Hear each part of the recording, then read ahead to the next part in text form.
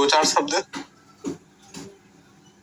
देखो हमें यहाँ छींक आ रही है क्योंकि जुकाम सी हो गई है। सही बलरामपुर में बहुत गर्मी है। अरे बहुत गर्मी है सभी जगह, पूरे देश में यही हालत है, सभी जगह बहुत गर्मी है। ठीक है चलिए चलो भाई चलो। देखो भगवान श्री कृष्ण के पर्यायवाची में हमने कुछ शब्द पढ़ लिए होंगे। जैसे एक शब्द पढ़ा होगा मुरारी, मुरारी के साथ एक शब्द पढ़ा होगा कंसारी, इनको लिखा भी होगा कैसे कैसे बने। एक शब्द पढ़ा होगा दामोदर, एक शब्द मुझे याद आ रहा है कि मैंने पढ़ाया था दामोदर, दामोदर के साथ साथ द्वारकेश एक शब्द पढ़ा होगा। ठीक है जो द्वारका केस है, यहां तक ये तीन चार शब्द पढ़ लिए थे। ठीक है अब एक और स्टेप आगे बढ़े, एक और स्टेप। अच्छा मुझे बताइए कि ये भगवान श्री कृष्ण किसके पुत्र है? किसके पुत्र है? वसुदेव के पुत्र है, तो इन्हें कहते हैं वासुदेव। क्या बोलते हैं? वासुदेव। और वासुदेव कहने के पीछे यहाँ पर देखो एक तो आ जाते हैं वसुदेव, तो उनके पिता है। और मैं इस बात को बता चुका हूं कि जिस भी शब्द के अंत में आ जोड़ा जाता है तो आ का मतलब संतान निकलता है। अब देखो अपने तरीके से लिखते चलना, ठीक है, मैं समझाते हुए चल रहा हूँ। वसुदेव कौन है? वसुदेव पिता है भगवान श्री कृष्ण के, जो वसुदेव की संतान हो वो वासुदेव हो गए। वासुदेव के साथ साथ और इनको क्या कहते हैं सर जी? इनको गोपाल कहा जाता है। गोपाल क्यों कहते हैं कि सर गो तो मतलब हम जानते हैं कि गायों को कहते हैं, और पाल का मतलब है पालन करने वाला। ठीक है पालन करने वाला, ठीक, इसका गाय का, पर जो गाय का पालन करता हो। ऐसी कहानियां मिलती हैं कि इनके पिताजी के पास 9 लाख गाय है। और पाल का मतलब है पालन करने वाला। ठीक है पालन करने वाला, ठीक, इसका गाय का, पर जो गाय का पालन करता हो। ऐसी कहानियां मिलती हैं कि इनके पिताजी के पास 9 लाख गाय है और 9 लाख गायों को चराने का काम इनका है। अच्छा हमने सर ऐसी भी कहानियां सुनी है कि इन्होंने पर्वत उठा लिया था। ऐसे गिरिधर भी इनको कहते हैं। गिरिधर मतलब गिरी, और गिरी के साथ साथ धर। ठीक है गिरी के साथ साथ धर। ठीक है इन्हें बांके बिहारी भी कहते हैं। बांके बिहारी मतलब देखो सर एक शब्द है बांके बिहारी। सर इसका मतलब क्या है? इसका मतलब ये है कि सर यहाँ पर एक शब्द है बांका, माफी चाहूंगा, बांका, और बांका के साथ बिहारी जोड़ा गया है। जोड़ा गया है बिहारी। बिहारी का मतलब क्या होता है? बिहारी का मतलब होता है ठाकुर। ठीक एक सेकंड, हाँ एक सेकंड।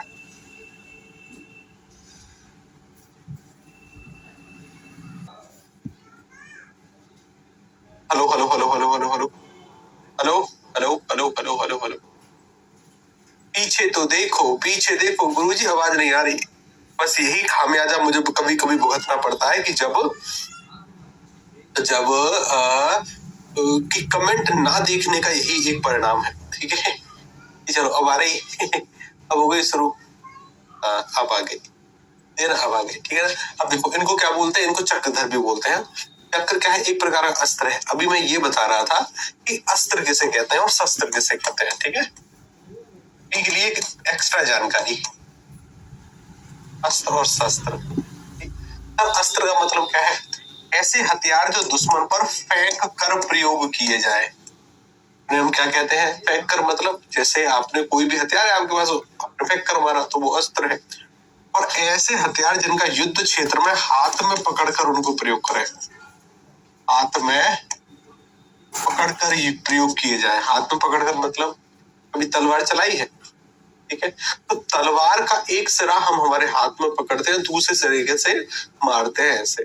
तो ऐसे हथियार जो हाथ में पकड़कर चलाए जाए। एक बार बार सवाल आता है कि बताइए बंदूक एक, क्या सवाल आता है? ये सवाल आता है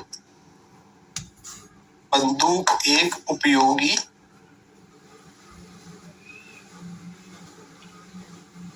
बताओ क्या करोगे? बंदूक एक उपयोगी। अभी भी कुछ प्रॉब्लम है क्या? अभी भी आवाज नहीं आ रही? अभी भी ठीक है? अभी भी दिक्कत है। पेन थोड़ा पतला करो सर जी, पेन पतला करें। अरे नहीं रे, पेन ठीक है ना। बंदूक एक उपयोगी डैश है, क्या उत्तर करोगे? बंदूक क्या है? बंदूक क्या है? बंदूक एक उपयोगी क्या है? बंदूक अस्त्र की अच्छा देखो, मुझे बताओ, जब दुश्मन आपके सामने आता है तो बंदूक को फेंक कर मारते हो कि हाथ में पकड़ कर चलाते हो? बंदूक को तो हाथ में पकड़ कर ही चलाते हैं। गोली फेंक कर लगती है, तो गोली अस्त्र हो सकती है, बंदूक तो हाथ में पकड़ते हैं हम। ऐसी धनुष बाण में से अगर चयन करें, बाण दुश्मन पर फेंक कर लगता है, ठीक है। धनुष का तो प्रयोग हाथ में ही रखकर हम करते हैं, ठीक है। तो बंदूक एक प्रकार का शस्त्र है जिसको हाथ में पकड़कर चलाया जाए। और जो अस्त्र है ना, जिन पर फेंक कर प्रयोग होता है इनका, इन पर मंत्रों का भी प्रयोग किया जा सकता है। इसका मंत्रों का, जैसे अगर मानकर चलिए आपको ब्रह्मा जी का अस्त्र चाहिए, तो आपने ब्रह्मा जी के मंत्र बोले और ब्रह्मास्त्र प्रकट हो गया, ठीक है। और अग्नि का चाहिए, अग्नि के बोले अग्नियास्त्र प्रकट हो गया। तो सर जो हथियार फेंक कर प्रयोग किए जा सकते हैं, इन पर मंत्रों का प्रयोग किया जाता है, और जो शस्त्र, इन पर मंत्रों का प्रयोग, ठीक है, ध्यान रखिए। तो एक एक्स्ट्रा जानकारी थी, ध्यान में रखना है। चक्रधर, चक्रधर के साथ साथ और मैं इनको क्या कहूँ, और क्या कहूँ भाई? चक्रधर हो गए, चक्रधर हो गए, और इन्हें कहते हैं अच्युत। क्या बोलते हैं इनको? और इस शब्द का मतलब होता है कि ऐसा जिसका कभी नाश ना हो, ऐसा जिसका कभी कोई जिसकी कभी समाप्ति ना हो। अभी भी वॉइस प्रॉब्लम है तो कुली जी कह रहे गुरु जी वॉइस प्रॉब्लम, वॉइस प्रॉब्लम। क्या अभी भी वॉइस में दिक्कत है क्या? मुझे बताओ रे। अभी भी नहीं? कबीर जी यार चेक करो, वॉइस में दिक्कत है, वॉइस में दिक्कत है क्या अभी भी? हे भगवान, देखो फ्लो खराब हो जाता है, ठीक है ना, कई बार, क्योंकि अभी तो वॉइस में दिक्कत नहीं है जहां तक मैं समझ पा रहा हूँ, लेकिन फिर भी है, तो आप मुझे बताइएगा। अभी तो सही है, अभी तो सही है, ठीक है। तो अब चुपचाप से देखो, अब भी किसी के फोन में दिक्कत हो रही हो ना, तो कई बार क्या होता है ना कि हम ये जो हमारा फोन है, इसमें देखो ये वॉल्यूम अप का बटन है ऊपर वाला, ये वॉल्यूम डाउन का बटन है ना। इससे थोड़ा बहुत ऊपर नीचे करके देखो, आवाज बढ़ जाएगी।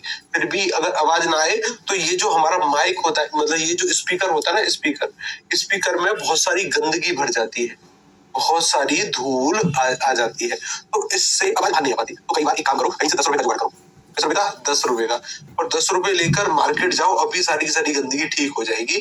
10 रुपए जाओ, लो कहीं से, और मार्केट जाओ। रहता है कि सर अच्युत, अच्युत का मतलब ये हो सकता है कि सर जिसका कभी अंत ना हो, ठीक है ना। अच्युत का मतलब होता है अंत या समाप्ति, और आ का मतलब होता है नहीं, ठीक है, इसकी कभी समाप्ति ना हो।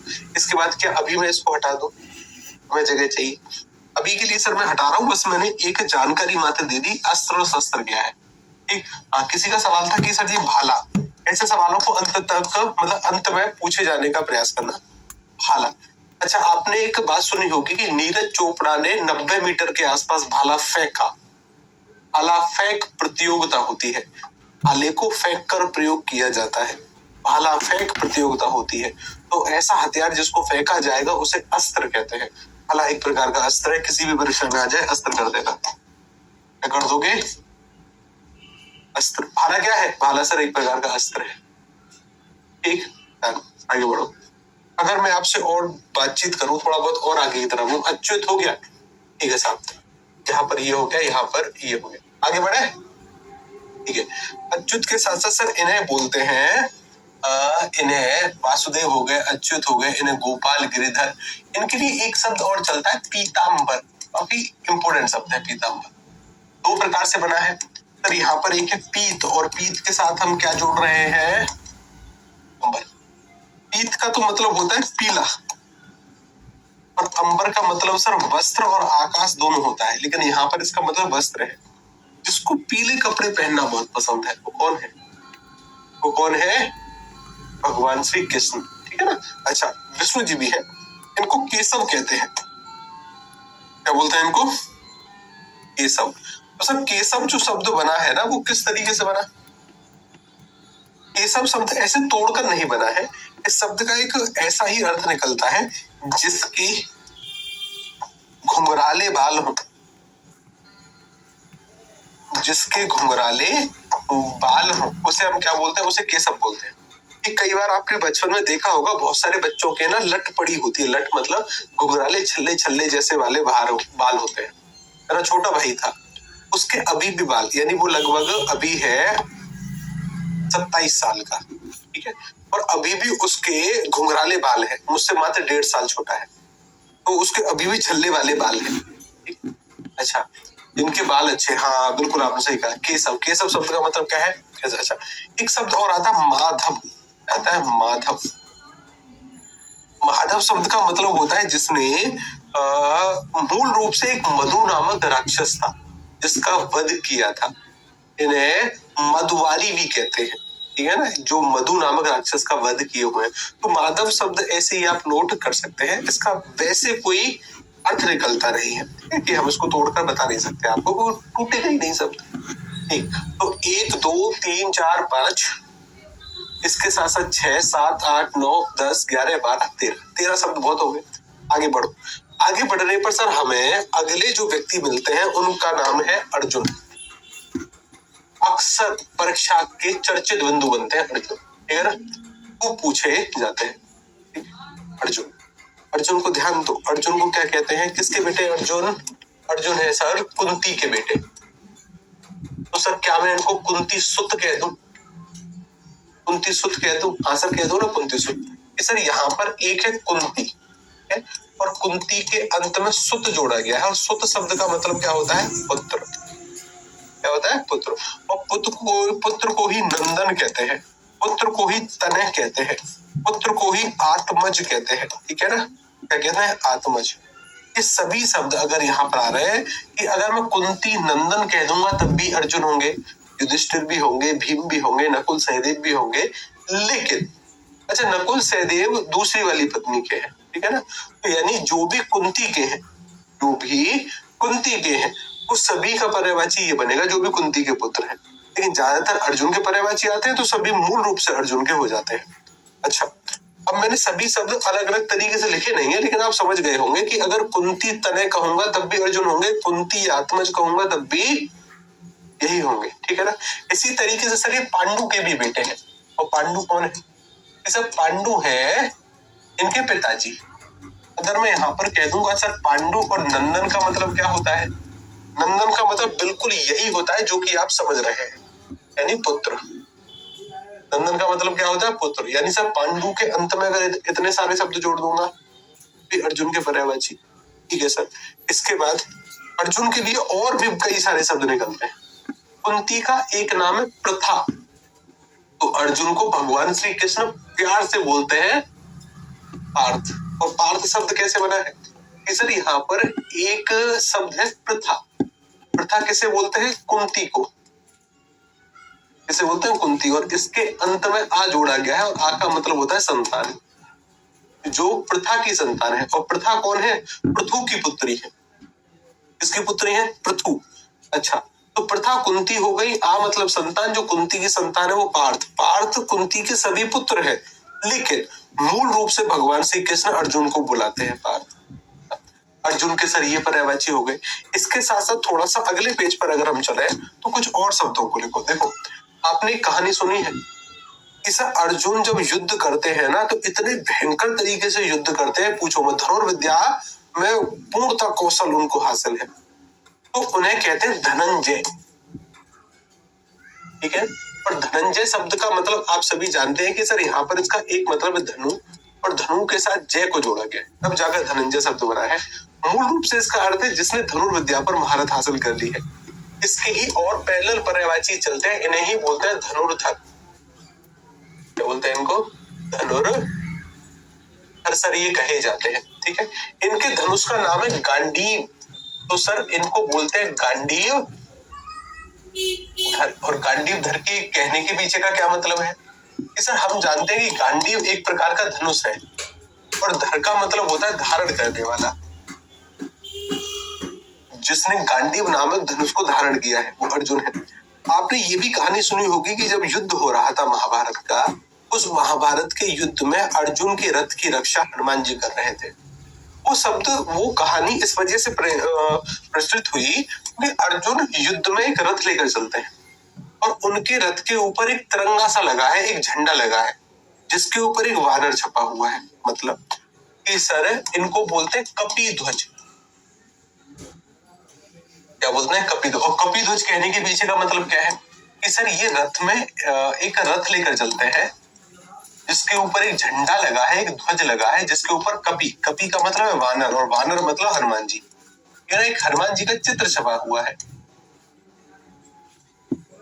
ठीक है, तो वहां से कि भाई इनके रथ की रक्षा हनुमान जी कर रहे हैं और कि सर इनको कहते हैं। अच्छा, आपने अगर महाभारत ठीक से देखी है तो आपको पता चल जाएगा कि पांचों पांडव गोल्डन कलर के कपड़े पहनते हैं। अर्जुन ही एक ऐसे हैं जो कि सफेद कलर के चमकीले से कपड़े पहनते हैं। जी आप नोट्स कब भेजेंगे बता दो। तीसरी क्लास है आपकी ये, ठीक है ना? तीसरी क्लास में टॉपिक कंप्लीट हो रहे तो नोट्स की जिम्मेदारी मेरी, ठीक है? कि सर कि अर्जुन चांदी जैसे कपड़े पहनते हैं। कैसे पहनते हैं? चांदी जैसे। तो वहां से एक शब्द निकलता है, इन्हें बोलते हैं श्वेत वाहन। क्या बोलते हैं इनको? श्वेत वाहन। क्या बोलते हैं? श्वेत वाहन। और श्वेत वाहन कहने के पीछे का मतलब ये है कि सर श्वेत और वहन शब्द का मतलब होता है कपड़ा। तो श्वेत कपड़े पहनते हैं, यानी श्वेत मतलब सफेद कपड़े पहनते हैं। ठीक ठीक, क्या बोलते हैं इनको? जो सफेद कपड़े पहनते हैं। उसके बाद अगर मैं थोड़ा सा और आगे की तरफ मोस्ट इंपोर्टेंट एक पर्यायवाची है, इन्हें कहते हैं सव्यसाची।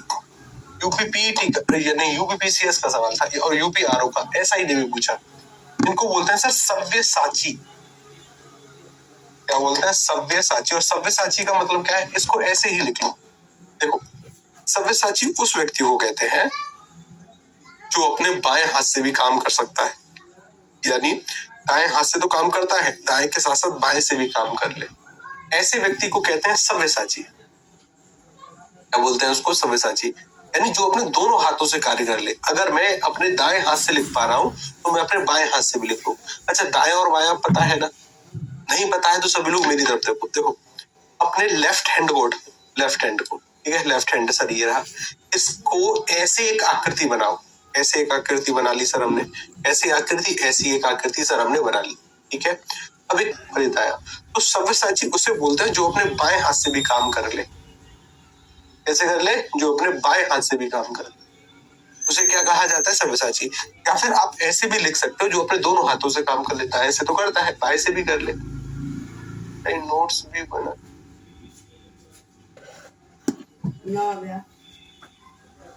जी, मतलब जो अपने दोनों हाथों से, यानी मैंने पूरा ही लिख दिया। लो भाई, जो अपने लेफ्ट, या फिर मैंने लिख दिया जो अपने बाएं हाथ से भी काम कर ले। बाएं हाथ से काम करने वाला, तो अपने बाएं हाथ से काम कर ले। ठीक है ना?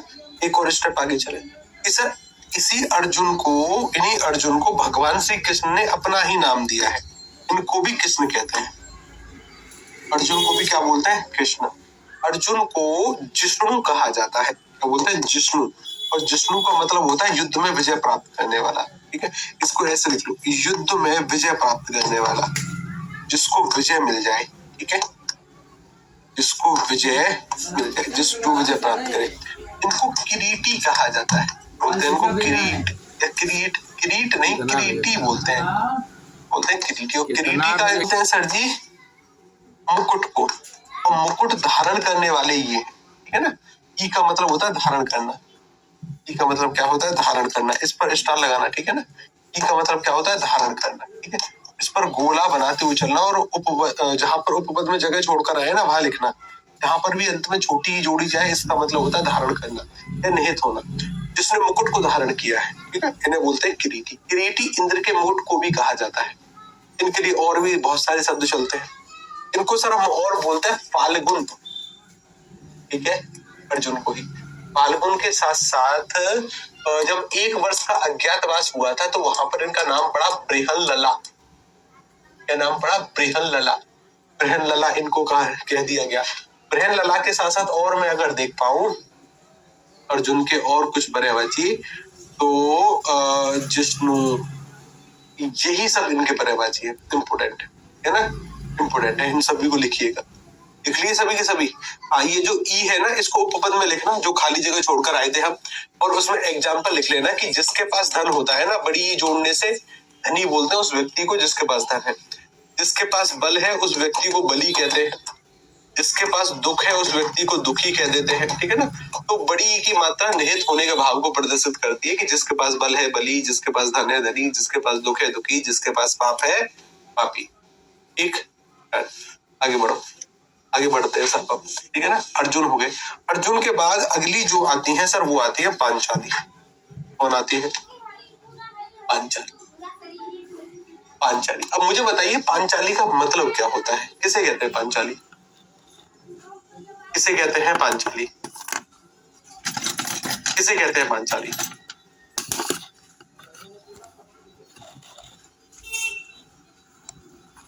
किसे कहते हैं पांचाली? पांचाली, पांचाली का मतलब क्या है? 5 पतियों वाली? नहीं, बिल्कुल नहीं।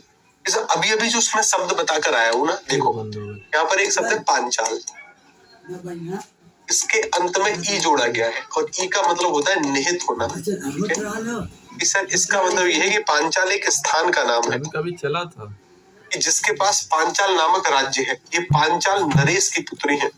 पांचाली का मतलब 5 पतियों वाली नहीं होता, पांचाल नरेश की पुत्री, ठीक है ना। आगे बढ़ो। इसके साथ अगर हम और देखें कि सर पांचाली को हम क्या बोलते हैं? द्रौपदी बोलते हैं, इनको द्रौपदी बोलते हैं सर। और द्रौपदी बोलने के पीछे का कारण कि सर मुझे पता है कि यहाँ पर एक शब्द द्रुपद और उसके अंत में बड़ा आ जोड़ा गया है। द्रुपद सर राजा है पांचाल के, और आ का मतलब होता है संतान। ये बड़ा वाला आ है, इसमें सर इसका मतलब है पुत्री, संतान के रूप में पुत्री, जो पांचाल नरेश की पुत्री हो। इस वजह से सर इनको द्रुपद सुता भी बोलते हैं। क्या बोलते हैं इनको? द्रुपद सुता। बड़ा लिख देता हूं, ठीक है। द्रुपद सुता इनको कहा जाता है। द्रुपद सुता मतलब कि सर यहाँ पर एक पद है द्रुपद के साथ जोड़ा गया है सुता, और सुता शब्द का मतलब क्या है? पुत्री।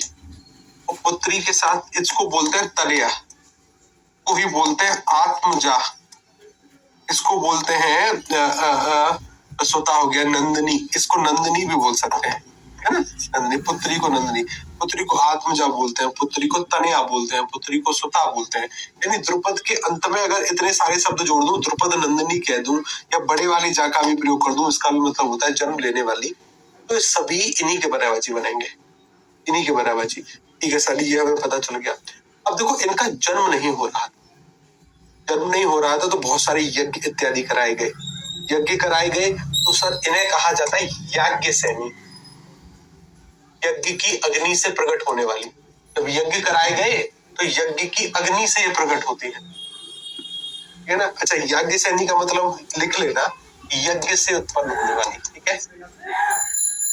यज्ञ से उत्पन्न होने वाली यज्ञ सैनी होगी। इसके बाद एक स्टेप और आगे बढ़ो, यज्ञ सैनी होगी। अब जब यज्ञ की अग्नि से उत्पन्न होंगी तो कहेंगे अग्नि की बेटी है, ठीक है। तो इनको कहा जाता है अग्नि सुता, ठीक है, अग्नि सुता। अब देखो अगर मैंने ये शब्द अग्नि सुता लिखा है ना, यानी अग्नि की बेटी है, तो सर यहाँ पर सुता शब्द का मतलब पुत्री होता है। तो पुत्री के जितने भी पर्यायवाची अभी लिखे हैं ना, ये वाले जा, नंदिनी, आत्मजा, तनया, पुत्री, सुता, ये सभी वहां पर भी जोड़ देने से पांचाली के पर्यायवाची बनेंगे। अब सभी शब्दों को अलग अलग लिखने की जरूरत नहीं है, ऐसे ही मैंने समझा दिया, ठीक सर। यहाँ पर भी वो सभी के सभी शब्द आ जाएंगे। इसके साथ साथ अगर मैंने थोड़ा बहुत और ध्यान दिया तो मुझे पता चला कि जब ये अग्नि से प्रकट हो रही है, अग्नि से प्रकट होने के बाद ना इनका रूप बड़ा सुंदर है। जब ये अपनी युवावस्था में आएंगे तो बड़ी सुंदर लगती है ना। तो इन्हें बोलते हैं नित्य यौवना। क्या बोलते हैं इनको? नित्य यौवना, की नित्य अलग अलग रूप इनके दिखते हैं, नित्य यौवना। नित्य यौवना के साथ साथ कि सर इनके 5 भरतार हैं। भरतार मतलब पति। इसे इन्हें बोलते हैं पंच भरतारी। क्या बोलते हैं इनको? पंच भरतारी। पंच भरतारी के साथ साथ सैरेंद्री कही जाती है, और सैरेंद्री का मतलब होता है दासी। सैरेंद्री क्या बोलते हैं इनको? सैरेंद्री भी बोलते हैं इनको। सैरेंद्री के साथ साथ पंच भरतारी हो गई, पांचाली हो गई, द्रौपद सुता हो गई, द्रौपदी हो गई। भगवान श्री कृष्ण ने इनको अपना भी नाम दिया। जैसे कृष्ण, भगवान श्री कृष्ण ने अर्जुन को कहा, अर्जुन को भी कहा, इनको कहा कृष्णा। इनको क्या कहा? कृष्णा। और कृष्णा दो को नाम दिया था भगवान श्री कृष्ण ने। एक तो यमुना नदी को भी कृष्णा कहा था, जो भगवान श्री कृष्ण की पत्नी है, और एक कृष्णा कहा था किन्हें? कृष्णा कहा था पांचाली को भी, है ना? पांचाली को भी कृष्ण ने कहकर बुलाया था। अब यमुना जो है ना, ऐसी कथाएं मिलती हैं कि यमुना भगवान श्री कृष्ण की पत्नी के रूप में विराजमान है, कुछ ऐसा। तो यमुना को भी कृष्णा कहते हैं, पांचाली को, लेकिन वर्तमान में हम किसको पढ़ रहे हैं? पांचाली को। तो इस पर ज्यादा बल देकर चल रहे हैं, ठीक है ना? पांचाली, ठीक, क्या कहते हैं? पांचाली भी, ठीक है। तो सर अग्निसुता, नित्य यौवना, कृष्णा, पांचाली, सैरेंद्री, और उसके साथ साथ पांचाली, द्रौपदी, द्रौपदी, द्रुपद सुता, याज्ञसेनी, ये सभी शब्द इनके हैं। अब देखो एक दो को मैं भूल रहा हूँ अभी, तो जरा अभी याद आएगा तो बताऊंगा। याज्ञसेनी,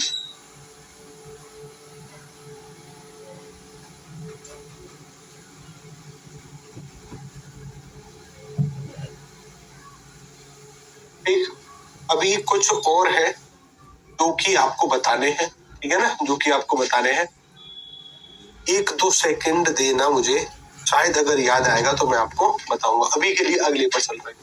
एक और शब्द है जो कि थोड़ा सा इम्पोर्टेंट है, जो कि एसआई ने पूछा है, और अभी वो देखो मेरे जवान पर रखा है।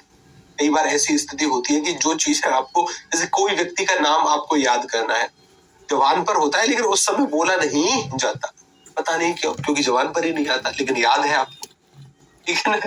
कोई दिक्कत नहीं। अभी हम बलराम जी के पर चलते हैं, इन पर चलते हैं। बलराम जी, और बलराम जी के जो पर्यायवाची है ना भगवान श्री कृष्ण के परिवार में, बलराम जी, और बलराम जी के जो पर्यायवाची है, ये बहुत कम इनके पर्यायवाची पूछे जाते हैं। 1-2 शब्द जो कि इम्पोर्टेंट है, उनको हमें लपेटना है बस, ठीक है? सर जी, सर राधे श्याम को ब्लॉक करें, क्यों भाई? गोपाल प्रसाद मेरा भाई ऊपर,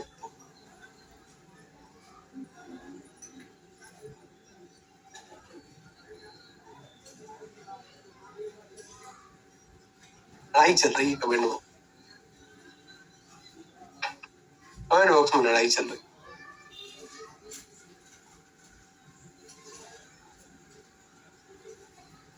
अभी आपको ये नहीं पता कि ये आपके ही समय का नाश है। हाँ, हलदर कहते हैं इनको, बिल्कुल। अब देखो आ जाओ, ये भी किसके बेटे हैं? ये भी वसुदेव की पुत्र है, ठीक है ना? लेकिन वसुदेव और रोहिणी जी के, तो सर इनको हम बोलते हैं, इसे इनको भी बोलते हैं वासुदेव, ठीक है ना? वासुदेव क्यों? कि सर यहाँ पर एक है वसुदेव, और वसुदेव के साथ अ को जोड़ा गया है। आ का मतलब क्या है? संतान। वो वसुदेव कौन है? वसुदेव है, जो वसुदेव की संतान है। इसके साथ साथ बलराम जी के बारे में कहा जाता है कि ये शेषनाग के अवतार है, और शेषनाग के अवतार है तो ये शब्द बनता है, कई बार परीक्षा में आया है, शेषावतार। ये शब्द कई बार परीक्षाओं में ऐसा बना, शेषावतार। और शेषावतार मतलब, सर यहाँ पर एक शब्द है शेष, और शेष के साथ अवतार को जोड़ा गया है। शेष यानी सर शेष नाग है ये, और अवतार का मतलब है उसके रूप में, यानी जन्म लेने वाला, ठीक है ना? अच्छा, तो शेष नाग का रूप हो शेषावतार। शेषावतार कौन है? बलराम जी, बलराम जी। अच्छा, इसके साथ साथ इनके लिए एक और शब्द चलता है, अहीस। और अहीस का मतलब क्या है? कि सर यहाँ पर 2 शब्द है, एक है अही, क्या है? अही, और अही के साथ साथ छोटी की मात्रा आती है अही पर, अही, और अही के साथ साथ ईस को जोड़ा है। अही का मतलब होता है सर जी सर्प, और ईस का मतलब होता है राजा, जो सांपों का राजा है, और सांपों का राजा शेषनाग है, शेषनाग ही है ये, है ना? शेषनाग की अवतार है। तो अहीस और शेषनाग, अहीस और शेषावतार दोनों इंपोर्टेंट शब्द हो जाते हैं।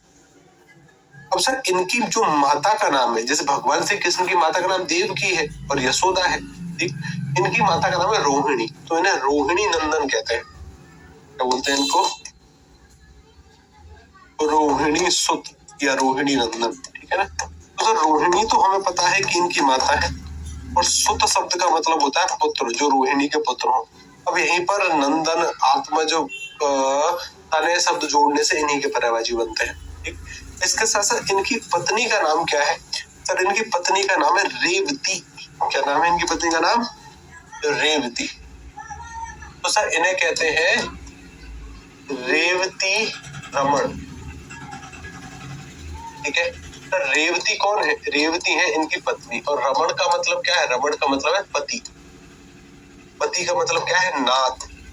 नाथ का मतलब क्या है? स्वामी, ठीक है ना। तो अगर मैं रेवती नाथ लिखूं, रेवती पति लिखूं, रेवती रमण, तो सर इन्हीं के पर्यायवाची बनते हैं। किस किस के घर में खल्लड़ है? किस किस के तुमसे मतलब राधे से? अरे भाई से लड़ाई हो रही है कमेंट बॉक्स में भाई। बैच अभी अभी शुरू हुआ और अभी अभी हमें लड़ाई देखने को मिल गई बैच में, ठीक है। इतनी भी स्वतंत्रता नहीं है आपको कि आप बैच में एक दूसरे को भला बुरा कहो। हाँ, थोड़ी बहुत नोक-झोंक तो ठीक है, चलती है, उसमें हम कुछ कहते भी नहीं है, लेकिन आप पढ़ने आए हो, किसी को अपशब्द मत बोलना बस, ठीक है ना। अपशब्द बोलोगे, हालांकि ब्लॉक तो हम नहीं कराएंगे आपको, ठीक है, लेकिन फिर भी गाली गलौज मत करना, ठीक है। राधे श्याम कह रहे हैं शकुनी भाई आई लव यू मॉर्निंग के लिए। शकुनी भाई आई लव यू मॉर्निंग के लिए, ये हुई ना बात। तो राधे श्याम बिना मतलब के बोल रहा है। तनु जी कह रही है सर वृंदावन में भी रेवती रमण। हाँ, वृंदावन में ही रेवती रमण, ठीक है। सर जी बता दीजिए प्रियांशु